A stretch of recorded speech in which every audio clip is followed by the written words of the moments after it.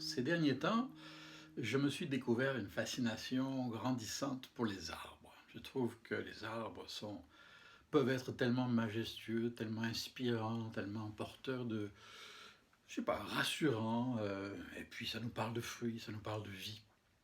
Il y a quelques mois, j'ai découvert un vieux chant basé sur un poème en fait, ou un texte probablement de Monsieur Richard Hutchings. C'était environ 250 ans, il y a 250 ans de cela, un pasteur écossais, et sur une musique de Elizabeth Poston. Et j'ai trouvé ce chant tellement hors du commun et magnifique. En anglais, ça dit Jesus Christ the Apple Tree, Jésus-Christ le pommier. Alors là, l'image peut surprendre.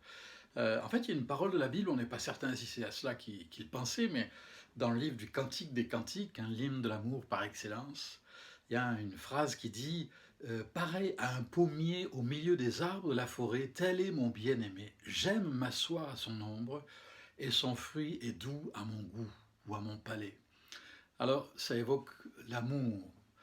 Ça évoque aussi la richesse, parce que le pommier, surtout il y a 200 et quelques années, notamment en Angleterre, en Écosse et bien d'autres pays, c'était une richesse, la pomme, ça l'est toujours d'ailleurs, notamment pour le cidre, hein, qui était une option appréciable par rapport à l'eau qui était absolument imbuvable et la plupart du temps porteuse de toutes sortes de maladies mortelles.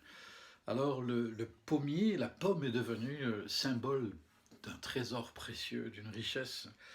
Euh, je l'ai adapté un petit peu ce chant et puis je l'ai appelé l'arbre de vie, expression que j'aime beaucoup, qu'on trouve dans la Bible. La Genèse nous dit que Dieu a fait pousser l'arbre de vie au milieu du jardin. On ne pouvait pas le manquer, hein. On l'a manqué quand même, mais bon, c'est une autre histoire. Il y a aussi une parole dans le livre des Proverbes dans la Bible qui dit une parole porteuse de guérison est un arbre de vie. C'est pas beau ça? Et puis dans l'Apocalypse, à l'autre extrémité de la Bible, on trouve une parole qui dit qu'au milieu de la place de la ville à venir, qui nous parle de la nouvelle création de Dieu, après laquelle toute la création aspire, là se trouvait l'arbre de vie qui produit 12 récoltes. C'est rare, hein?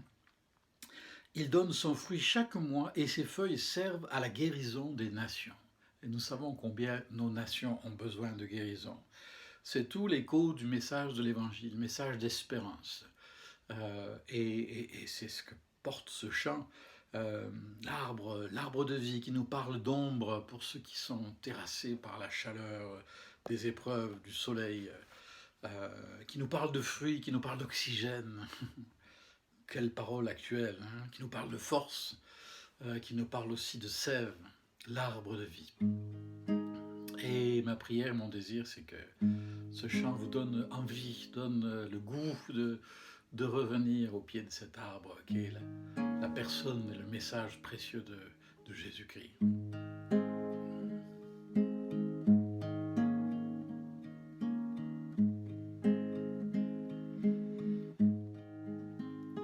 L'arbre de vie, chargé de fruits, me désaltère et me nourrit.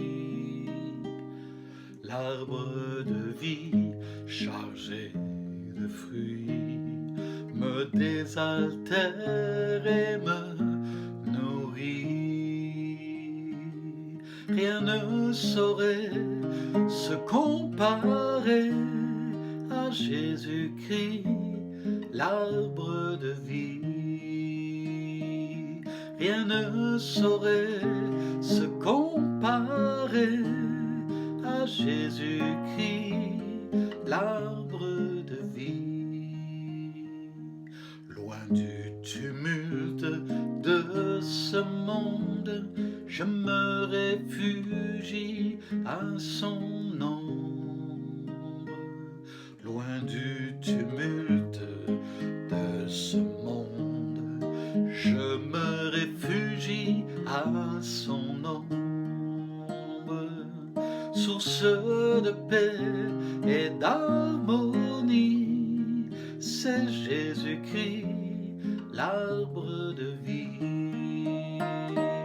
Source de paix et d'harmonie, c'est Jésus-Christ, l'arbre de vie.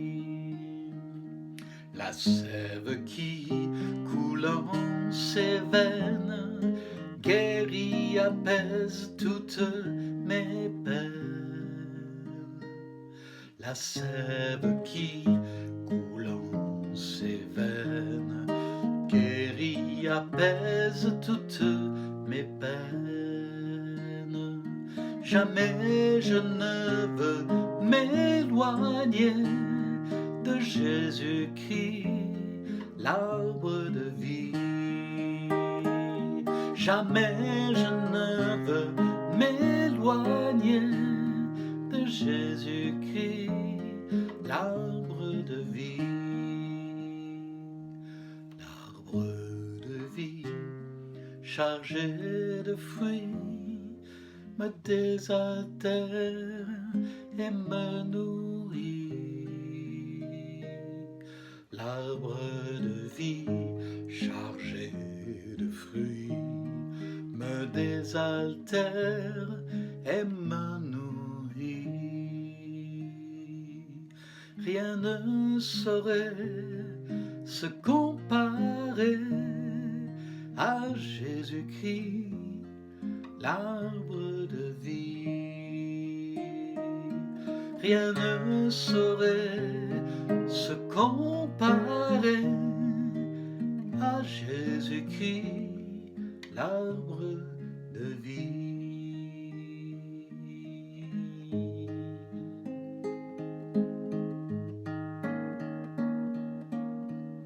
Oui, c'est ma prière, c'est que chacun de ceux qui m'écoutent, m'entendent, que j'aime, que je connais ou que je ne connais pas encore, mais puisse goûter ce privilège de s'asseoir au pied de l'arbre de vie, de découvrir en Jésus-Christ celui qui donne un sens à notre vie, celui qui nous accompagne dans nos luttes et nos épreuves, celui qui nous donne une espérance éternelle aussi, celui qui nous nourrit, celui qui nous rassure, celui qui nous garde, qui nous accompagne, qui nous apaise. Que ce soit votre lot, votre expérience comme c'est la mienne, et quel privilège dans toutes nos faiblesses, dans toutes nos imperfections, tous nos moments de doute et de crainte, de pouvoir se réfugier en lui. Puisse Jésus-Christ être votre arbre de vie.